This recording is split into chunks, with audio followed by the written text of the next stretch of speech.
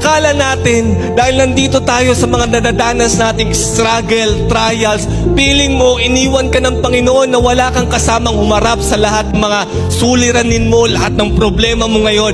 Pero I tell you, God is working ahead of you. Meron siyang prepare na place para sa'yo. May prepare siyang future para sa'yo.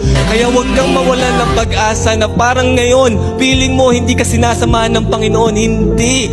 Andun siya sa future mo na kung saan dadalhin ka niya.